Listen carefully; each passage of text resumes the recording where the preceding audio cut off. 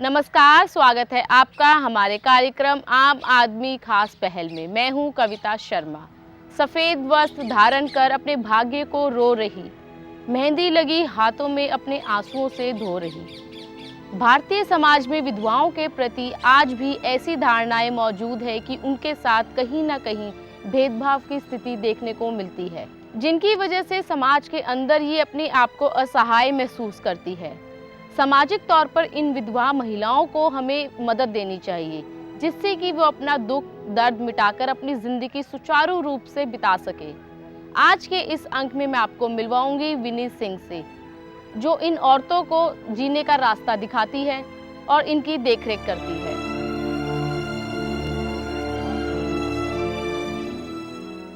7 जन्मों तक साथ निभाने वाले हम सफ़र अगर बीच रहा ये जिंदगी को अलविदा कहे जाएं और अपनी पत्नी को अकेला छोड़ जाएं, तो भारतीय समाज एक पल भी देर ना करे उसे विवाहित से विधवा का नाम देने में।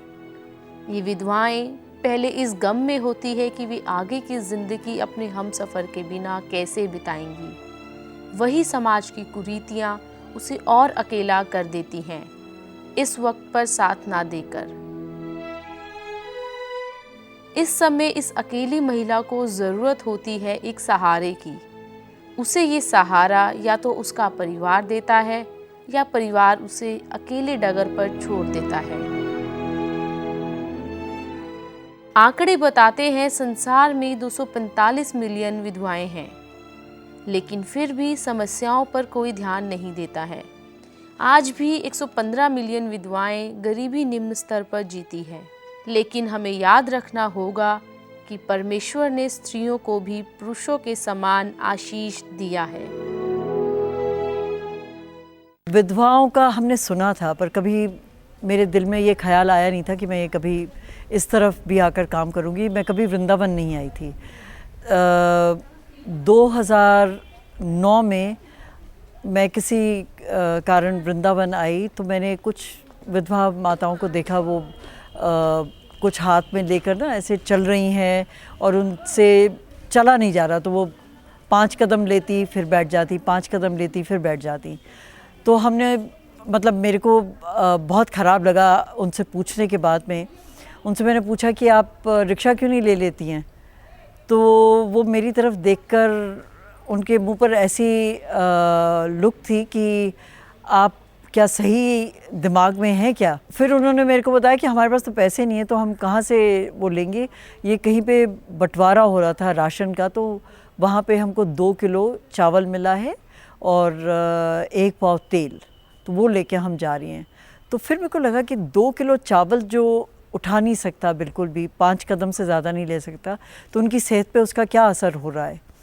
और एकदम उनकी बेंट स्पाइन एंड एवरीथिंग दिल में बहुत ख़राब लगा।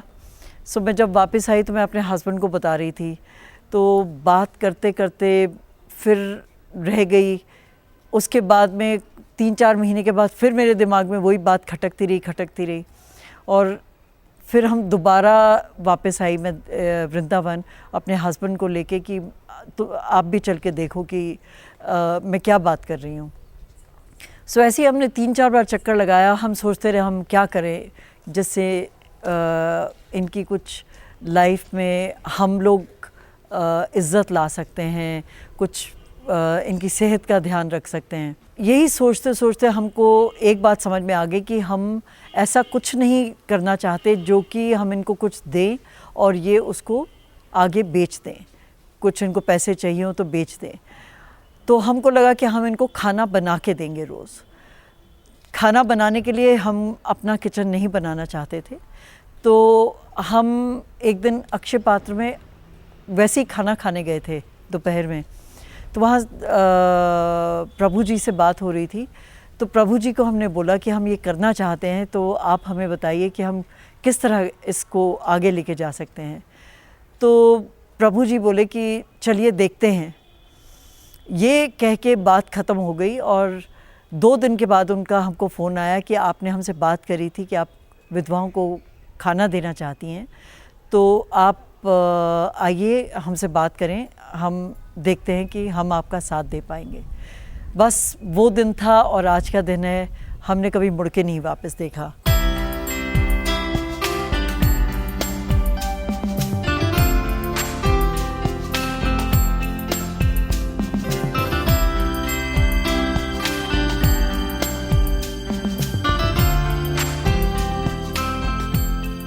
उसके बाद में फिर हमको समझ में नहीं आ रहा था कि हम अब कौन सी विधवाओं को खाना देंगे, क्योंकि हम ऐसे भी नहीं प्रोग्राम शुरू करना चाहते थे कि हम सड़क पे शुरू कर दें कि जो भी आए और वो खाकर चला जाए। हमको मॉनिटर करना था कि इनकी हेल्थ, उसके बाद में खाना खाते हैं तो इनकी हेल्थ में कोई फ़र्क आता है, प्लस जो विधवा माताएं खाना खाएंगी वो उसके बाद में एटलीस्ट भीख नहीं मांगेंगी। हमको फिर एक यूपी गवर्नमेंट से हमको एक सज्जन मिले, तो उन्होंने हमसे कहा, जो कि इसी प्रोग्राम को देख रहे थे विधवा माताओं का, तो उन्होंने हमसे कहा कि अगर आप ये करना चाहती हैं तो यूपी गवर्नमेंट एक आश्रम चलाती है जो कि मीरा सहभागिनी आश्रम है, और आप उधर में विधवा माताओं को दे दें। ये सब बंगाल से आई हुई हैं और बहुत ही इनकी दशा दर्दनाक है। सो हमको वो वहाँ लेकर गए एंड वहाँ पे 300 विधवा माताओं का आश्रम है। हमने वहाँ से शुरू किया और एक्चुअली 1 जुलाई 2010 से हमने शुरू किया था ये प्रोग्राम, और हमने 1 जनवरी 2011 से यूपी गवर्नमेंट और सेंटर का चलाया हुआ चैतन्य विहार है जो स्वधार आश्रम, इसमें अनदर 200 विधवा माताओं को हम यहाँ खाना दे रहे हैं। सो जो चैतन्य विहार है यहाँ पे बंगाल से भी विधवाएं हैं, पर यहाँ पे और औरतें भी हैं जो कि बिहार, पटना, यूपी, राजस्थान, झारखंड, इन जगहों से भी आ रखी हैं। कई हैं जो कि अपने घर से निकाली गई हैं, उनको उनके बच्चों ने निकाल दिया है या उनके पति ने निकाल दिया है। कुछ कारणवश ये औरतें अपना घर खो चुकी हैं, तो वो इस आश्रम में रहती हैं। तो हम यहाँ पर चैतन्य विहार में और मीरा सहभागिनी आश्रम में दोनों मिला के 500 विधवाओं को आज के दिन में मिड डे मील जिसको कहते हैं वो खिलाते हैं। पति के एक्सपायर होने के बाद बेटों की शादी तो पति के सामने हो गई थी। बहुएं मेरी दोनों दीवान की लड़कियां हैं, सगी बहनें हैं, तो अपना वो दोनों बहनें मिल के चलने लगी। पति के न रहने के बाद उनका रवैया थोड़ा बदल गया, तो हम दुखी रहने लगे, हमारी लड़कियां दुखी रहने लगी। तो फिर जिस किसी तरह से हम रहे, शादी की लड़कियों की शादी करने के बाद उनका और ज़्यादा बढ़ गया आतंक, तो फिर हम अपना घर गांव छोड़ के कानपुर चले गए रिश्तेदारों के यहाँ, और कानपुर से हमने अपनी लड़कियों की शादी की, और शादी करने के बाद उनका घर का जो मामला था वो निपटाया, और निपटा के फिर मैंने वृंदावन आई और बांके बिहारी की शरण में, राधा रानी की शरण में जाके मैंने यही कहा कि मेरा जीवन वृंदावन धाम में ही बीते, और मैंने एक संकल्प लिया कि मैं कभी वापस नहीं जाऊंगी, मुझे यहीं शांति मिली।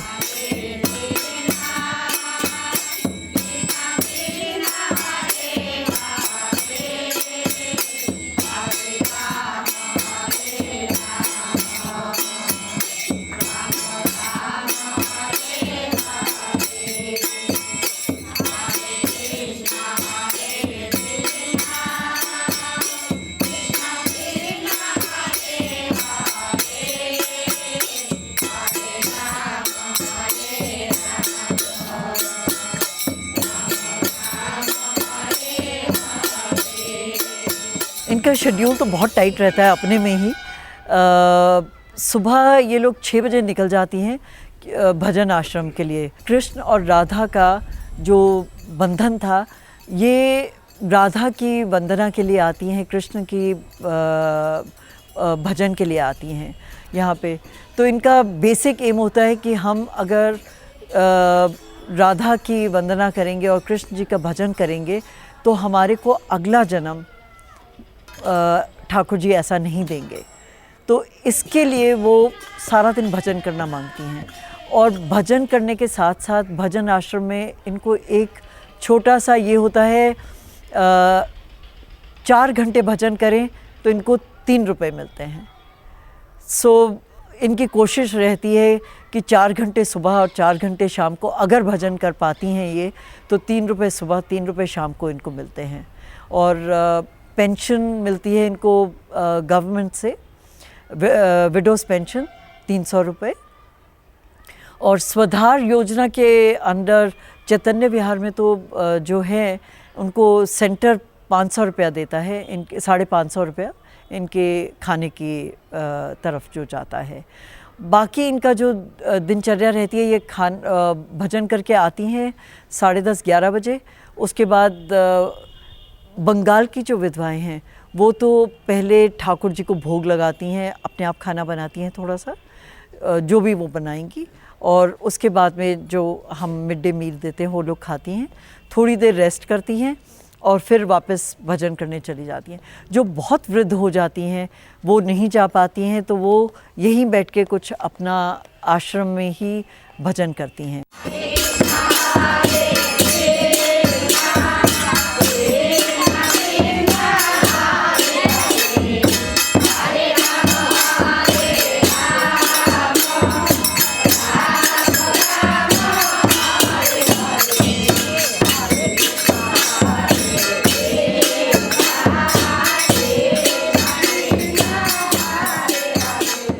जब इनको हमारे पे विश्वास हो गया है कि हम इनको अपने लिए नहीं, इन्हीं के लिए काम कर रहे हैं और इनकी थोड़ी इज़्ज़त के लिए काम कर रहे हैं कि इनको अपने लिए लोगों से इज़्ज़त मिले ज़िंदगी में।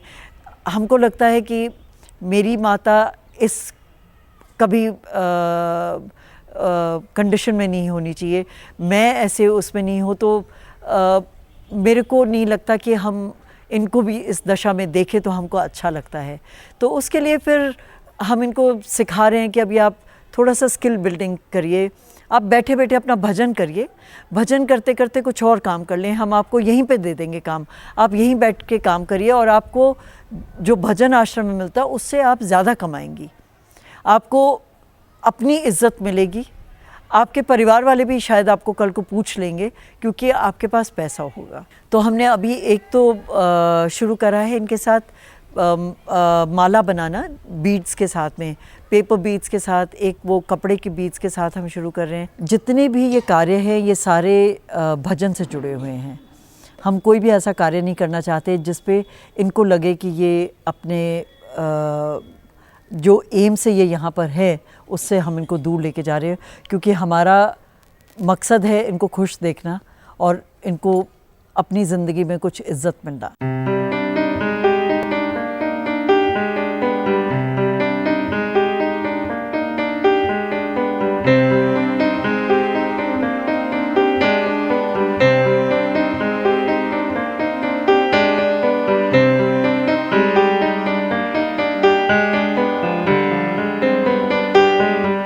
ये 2 आश्रम हैं, इसमें तो हमारे को अधिकतर 45 से ऊपर हैं सब, इसमें कोई भी 45 से कम नहीं है।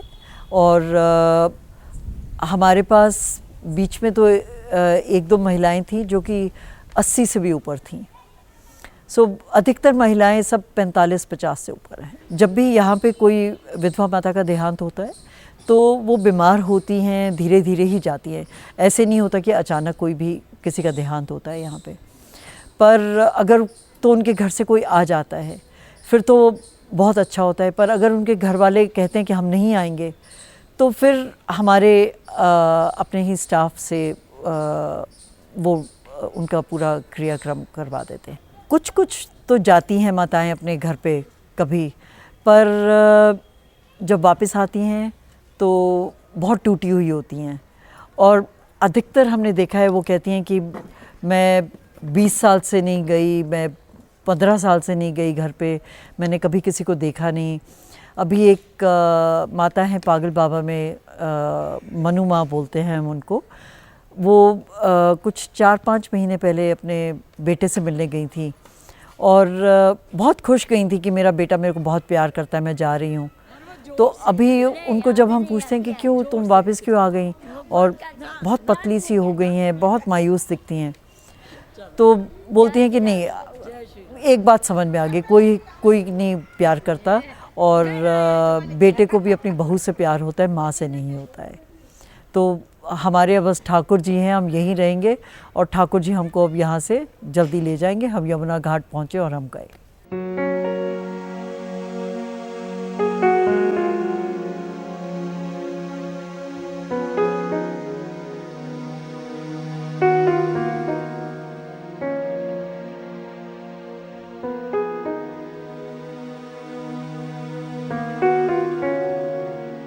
हमारा जो स्टाफ है यहाँ पे, ये इनके बैंक अकाउंट्स खुलवाते हैं, इनको इंश्योर करते हैं कि इनकी पेंशन्स के लिए फॉर्म्स वगैरह ये भरें पूरे ठीक से, क्योंकि पेंशन वगैरह इनकी आने के लिए मोस्ट ऑफ देम ये अनपढ़ हैं, तो इनको हेल्प करनी पड़ती है। तो ये हमारा स्टाफ देखता है कि इन सब के बैंक अकाउंट्स खुल रहे हैं, इनकी पेंशन आ रही है, इनके जो स्वधार योजना वाले हैं उनमें भी ये प्रोग्राम में इनरोल्ड हैं। सो राशन कार्ड है, ये सब चीज़ों को हमारा स्टाफ ही देखता है। मैं मैयाओं को बातचीत करती हूँ, उन लोगों से समझती हूँ उनकी क्या समस्याएं हैं, उस तरीके से थोड़ा समाधान करती हूँ अपने स्तर पर। नहीं होती है सॉल्यूशन तो मैडम मैं हमारी दिल्ली वाले उनसे बोलती हूँ, और जो भी इनके वर्क है, इनका राशन का वर्क, इनका पेंशन का अकाउंट्स खुलवाना, वो सारा वर्क मैं देखती हूँ। हमारा साल में एक फंड रेज़र होता है जिसमें हम थोड़ा पैसा इकट्ठा करते हैं इन सब चीज़ों के लिए करने के लिए। और अब हमारे साथ एक संस्था है जिनीवा से, जो कि खाली वृद्ध औरतों के साथ काम करती हैं, तो वो अब हमारे को इसमें सपोर्ट कर रही हैं। तो हम इसमें हेल्थ के लिए हमारे साथ में जैसे श्रॉफ आई हॉस्पिटल है, वो हमारे को पार्टनर करते हैं। तो हम यहाँ से माताओं को ले जाते हैं दिल्ली में श्रॉफ आई हॉस्पिटल में, वो ओवरनाइट रखते हैं, इनको कैटरैक्ट सर्जरी करते हैं। उसके बाद में एक दिल्ली कॉमनवेल्थ विमेंस एसोसिएशन है, वो हमारे को सपोर्ट करती हैं हेल्थ कैंप्स करने में, हमको कुछ दवाइयाँ देने में, और इनको हम हेल्थ कैंप्स भी इधर करते हैं मल्टी स्पेशलिटी, जिसमें उनके डॉक्टर्स आते हैं, अपोलो से डॉक्टर्स आते हैं, स्पाइनल इंजरी से डॉक्टर आते हैं, वो आकर इन सब के देखते हैं इन लोग को क्या क्या इलनेसेस है, सिकनेसेस है। इनको हमको जैसे अभी समझ में आया है, कैटरैक्ट तो बहुत लोगों को बहुत जल्द उम्र में हो जाता है डाइट के कारण, स्ट्रेस के कारण। इनको बहुत ज़्यादा महिलाओं को यहाँ पर जोड़ों की दर्द है, इनको स्पाइन में दर्द है। अभी तक हमने इनका टीबी के चेक्स नहीं शुरू करवाए हैं, पर अब वो हम करवाएंगे, क्योंकि हमको लगता है काफ़ी विधवा माताओं को टीबी हो सकती है, क्योंकि इनको काफ़ी देर तक बुखार रहता है, इनको खांसी रहती है, बुखार, उसके बाद में इनके पेट में बहुत ज़्यादा प्रॉब्लम रहती है। एक डॉक्टर तो यहाँ पे हमारा है जो कि परमानेंट है, वो यहाँ पे एवरी ऑल्टरनेट डे आते हैं, और नर्स परमानेंट है, वो हर रोज़ यहाँ पे होती हैं। सो दवाइयाँ डिस्पेंसिंग के लिए वो पूरा काम चलता है। एंड अदर देन दैट एक हेल्थ कैंप में हर हफ्ते एक हेल्थ वैन आती है, हेल्थ क्लिनिक करते हैं, और उस हेल्थ क्लिनिक में पूरा हर एक तरह की दवाइयाँ इनको दी जाती हैं उसमें।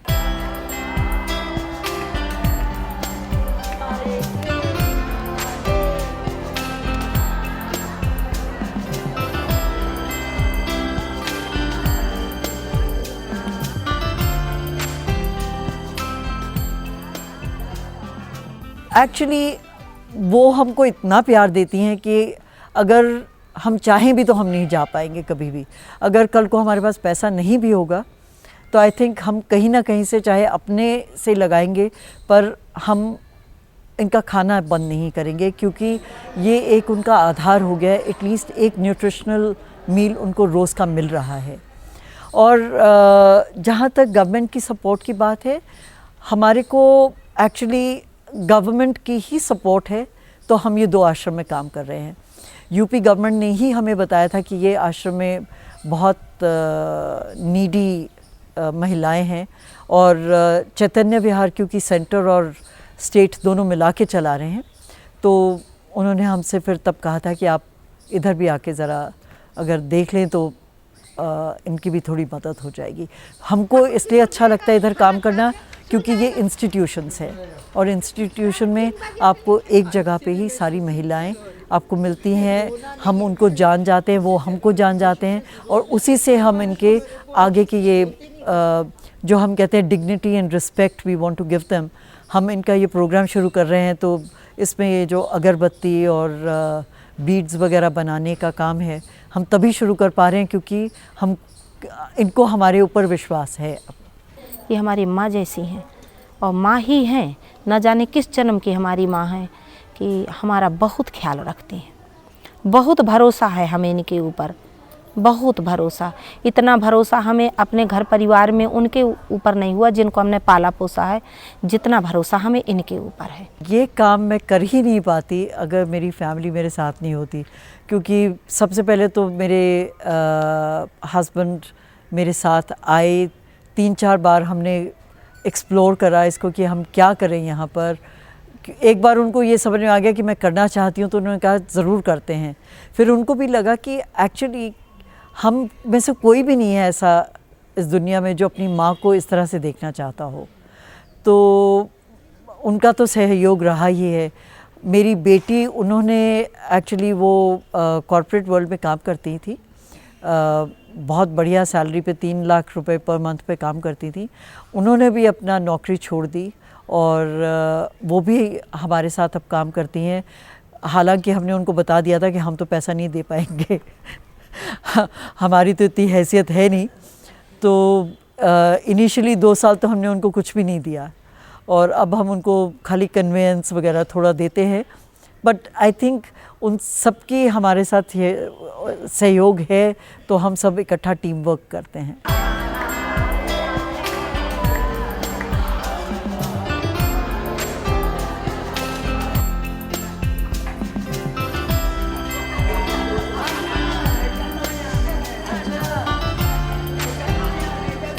आजकल के बच्चे हैं, अपने माँ बाप को प्लीज़ इज़्ज़त दीजिए, उनको ऐसी उम्र पे घर से मत निकालें और ना ही उनको जाने दें अगर वो जाना भी चाहते हैं। इसी उम्र पे उनको आपकी उंगली की ज़रूरत है। जब आप छोटे थे उन्होंने आपकी उंगली पकड़ के आपको चलना सिखाया था, अब उनकी उम्र आ रही है जब आपको उनका हाथ पकड़ के उनको चलाना है। उनको घर से मत निकालें, उनको इज़्ज़त दें, उनको प्यार दें, खाली इसी के भूखे हैं और किसी चीज़ के नहीं।